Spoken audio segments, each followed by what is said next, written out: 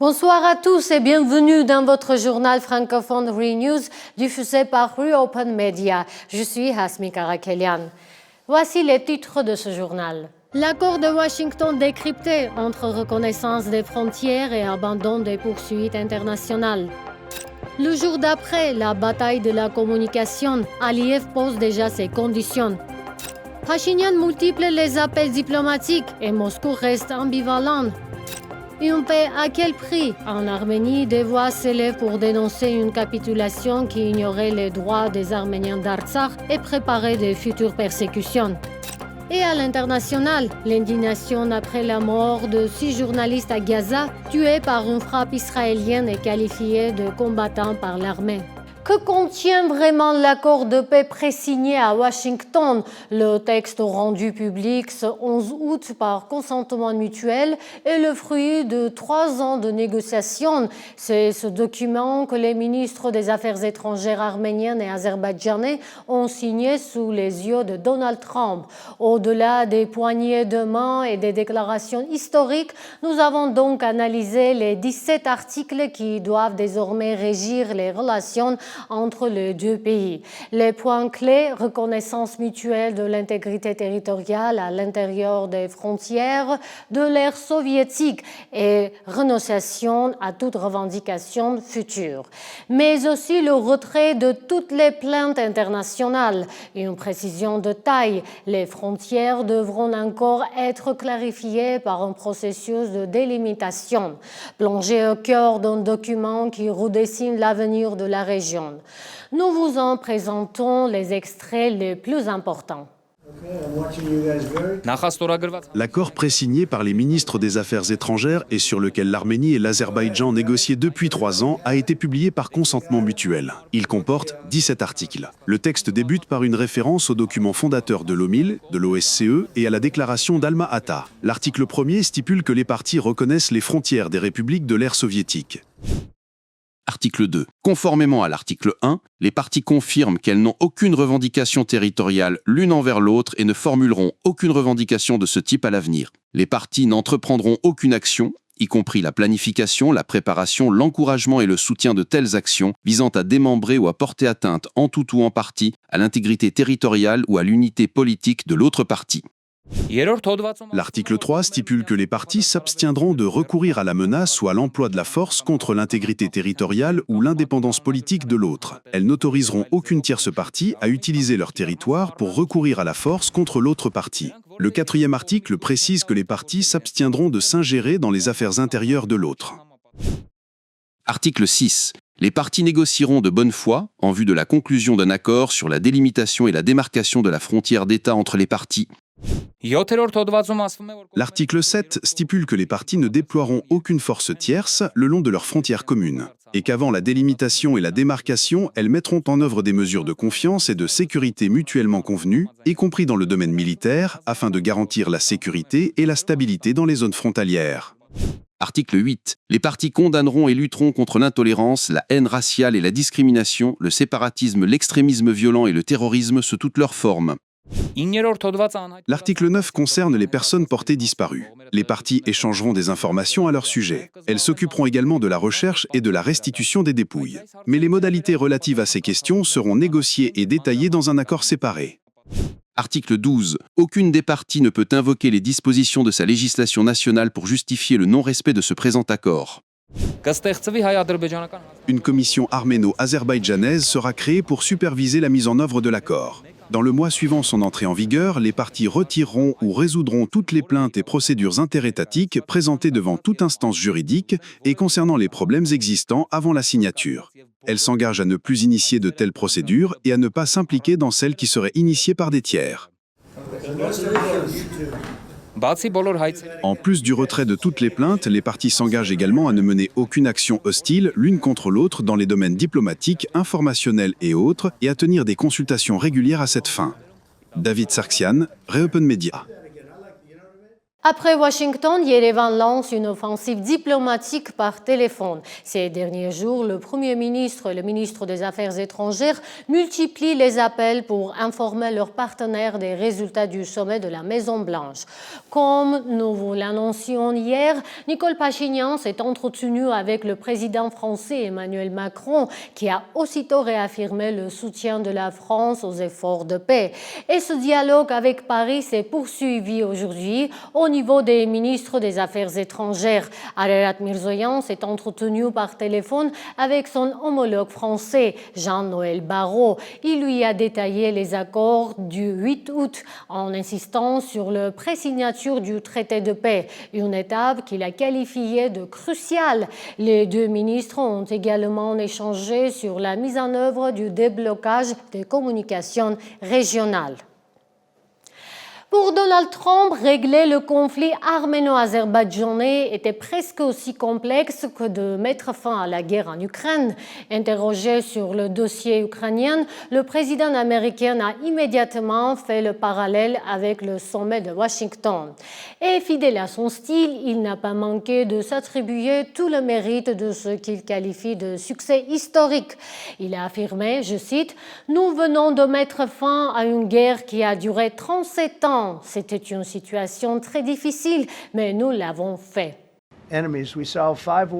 L'Azerbaïdjan et l'Arménie se sont battus pendant 37 ans. Ils se sont entretués. La Russie, tout le monde a essayé de régler ce problème. Ils n'ont pas réussi. Moi, j'ai dit à ces deux-là, les gars, maintenant, vous allez être amis. Au lendemain de l'enthousiasme de Washington, les voix critiques se font de plus en plus entendre en Arménie, et parmi elles, celle de l'ancien défenseur des droits de l'homme, Arman Tatoyan. Pour lui, loin d'être un traité de paix équilibré, les négociations s'inscrivent dans une logique de satisfaction des exigences de Bakou. Pire, il affirme que l'Azerbaïdjan n'a absolument pas renoncé à ses ambitions expansionnistes envers l'Arménie. Selon sa conviction, ce processus soulève bien plus de questions qu'il ne suggère de paix. D'après lui, l'Azerbaïdjan exige que les pays fournisseurs d'armes à l'Arménie annulent ces contrats, affirmant que les armes livrées à l'Arménie doivent être restituées. Ils font tout pour que l'on oublie les droits des Arméniens d'Artsakh déplacés de force de leurs foyers ancestraux. Il y a à peine 2 ans, y compris la question de leur retour. Par ce biais, ils tentent de faire oublier les atrocités commises contre le peuple arménien. Le blocus de l'Artsakh, le nettoyage ethnique qui a suivi et la responsabilité de ces actes. Parmi ces observations, nous avons relevé les points suivants.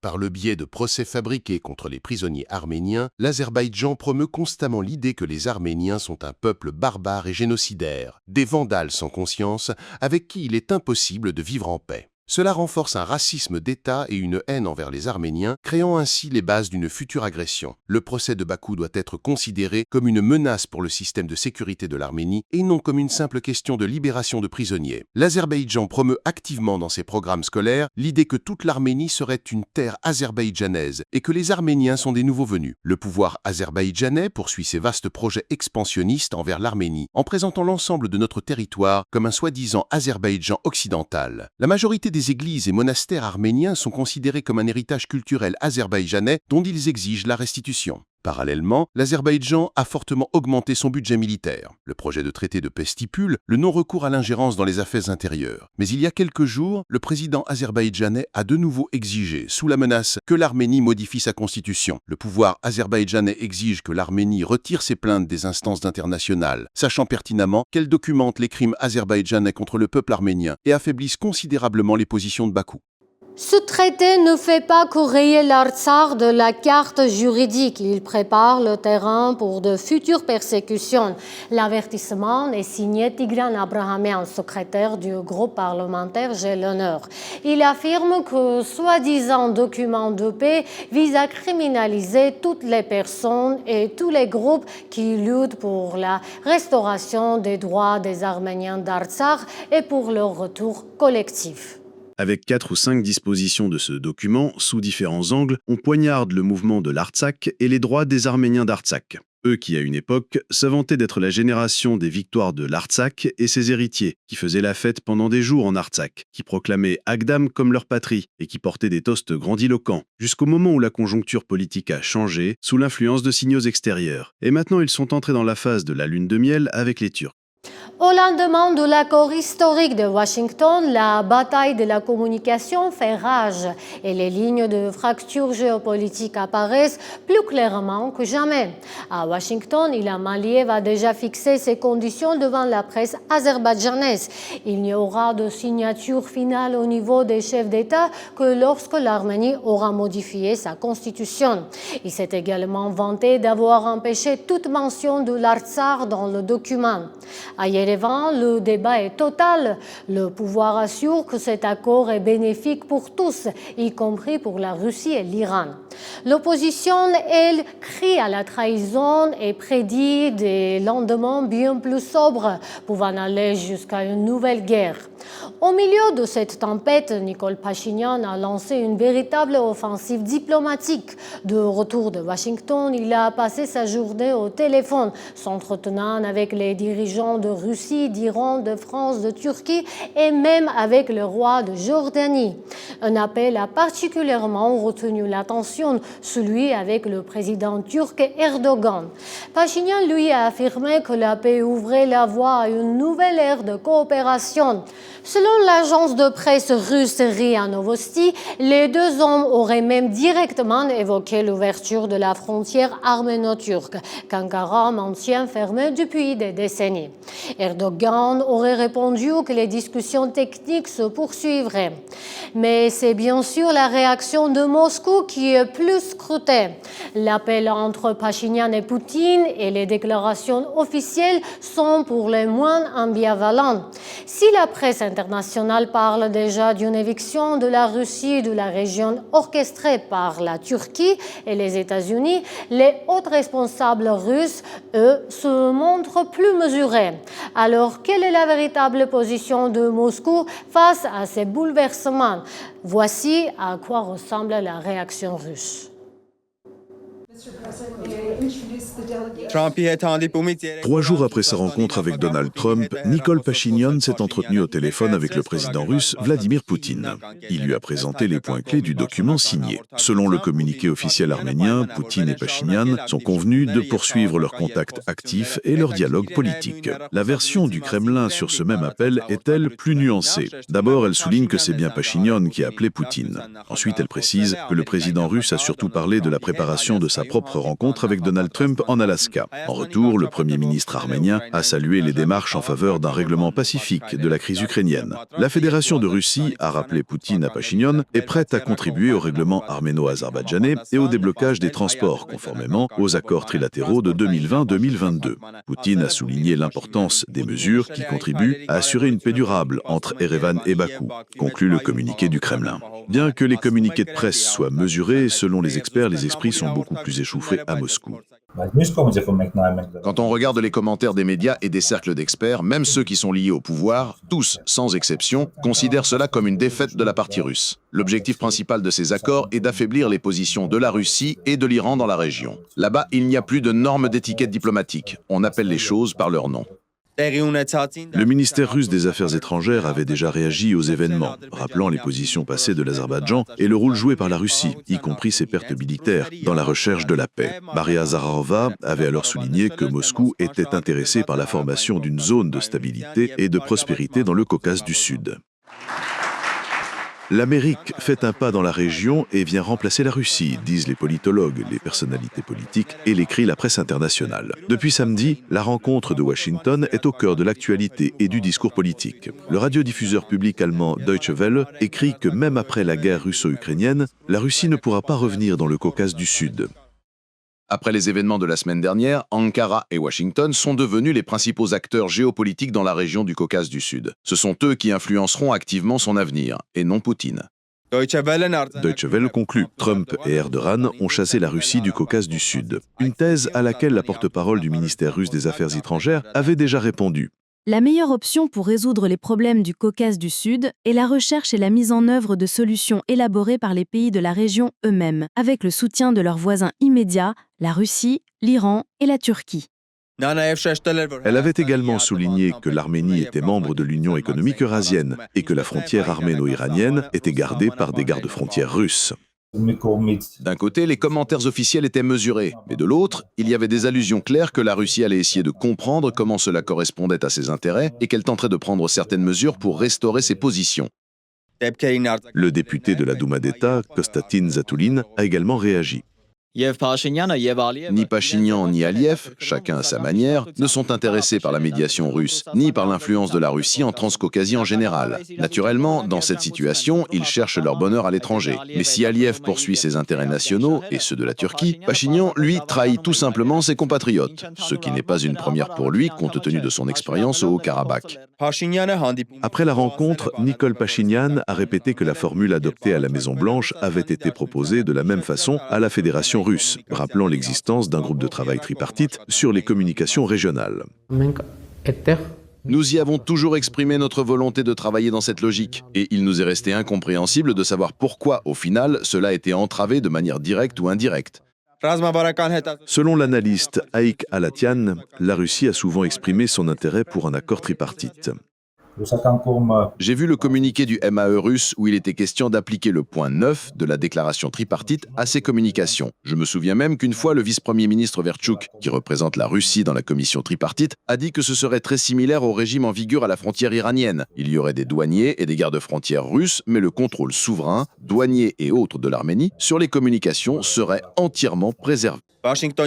Après la rencontre de Washington, Volodymyr Zelensky et Ilham Aliyev n'ont pas manqué l'occasion de s'entretenir. Le président ukrainien a félicité Aliyev pour ce qu'il a qualifié de rencontre historique. Fait intéressant, Zelensky n'a pas appelé Pachinian, bien que l'Arménie, alliée de la Russie, n'ait pas hésité à envoyer de l'aide humanitaire à l'Ukraine. Quant à Aliyev, il s'apprête à envoyer une aide humanitaire de 2 millions de dollars à l'Ukraine. L'intensification de sa position anti-russe peut s'expliquer par les frappes aériennes russes sur une base pétrolière de la société Sokar et sur une station de compression de gaz ukréno-azerbaïdjanaise. La presse pro-gouvernementale, non sans instruction du pouvoir, lance des menaces. Si la Russie poursuit sa politique agressive contre les intérêts de l'Azerbaïdjan, alors Bakou commencera à envisager de lever l'embargo sur la fourniture d'armes de son arsenal à l'Ukraine. Écrit la presse citant des sources fiables. Les dirigeants européens tiendront une visioconférence avant la rencontre de vendredi en Alaska entre Trump et Poutine afin de coordonner leurs négociations avec le président russe dans le but de mettre fin à la guerre en Ukraine, a annoncé le porte-parole du gouvernement allemand. La veille, Trump avait déclaré que les parties au conflit étaient proches d'un accord qui pourrait résoudre ce conflit qui dure depuis 3 ans et demi. Selon Trump, l'accord pourrait inclure un échange de territoire dans l'intérêt des deux parties, ce qui suggère que l'Ukraine céderait une partie importante de son territoire. Le président ukrainien Volodymyr Zelensky et ses alliés européens considèrent un tel résultat comme inacceptable, affirmant que cela ne ferait qu'encourager l'agression russe. Indignation internationale après la mort de plusieurs journalistes à Gaza. 6 reporters, dont 5 employés de la chaîne Al Jazeera, ont été tués dans une frappe israélienne qui a visé leur tente installée devant l'hôpital Al-Shifa. Parmi les victimes, Anas Al-Sharif, l'un des correspondants les plus connus de la chaîne. L'armée israélienne a revendiqué sa mort, l'accusant d'être un chef de cellule du Hamas, une version fermement contestée par Al Jazeera et la communauté internationale. L'ONU et l'Union européenne ont condamné ce qu'elles qualifient de meurtre et de possibles attaques ciblées. Un texte posthume du journaliste publié ce matin lançait un dernier appel: n'oubliez pas Gaza. Al Jazeera a condamné une tentative désespérée de faire taire les voix qui dénoncent l'occupation israélienne. Selon la chaîne, 10 de ses correspondants ont été tués par l'armée israélienne à Gaza depuis les débuts de son offensive déclenchée en représailles à l'attaque du Hamas le 7 octobre 2023. Lundi soir, le personnel d'Al Jazeera s'est réuni pour un hommage au siège de la chaîne à Doha. Parmi eux, le chef du bureau de la chaîne à Gaza, Wael al-Douda. dont la femme et les enfants ont été tués dans les frappes israéliennes, et le caméraman Fadi Al-Vaidi, paralysé après avoir reçu une balle dans le cou. Les journalistes étrangers ne sont pas autorisés à entrer dans la bande de Gaza depuis les débuts de la guerre. Les médias internationaux s'appuient sur des journalistes locaux qui ont payé un lourd tribut au conflit. Selon Reporters sans frontières, près de 200 journalistes palestiniens ont déjà perdu la vie dans les frappes qui touchent la bande de Gaza.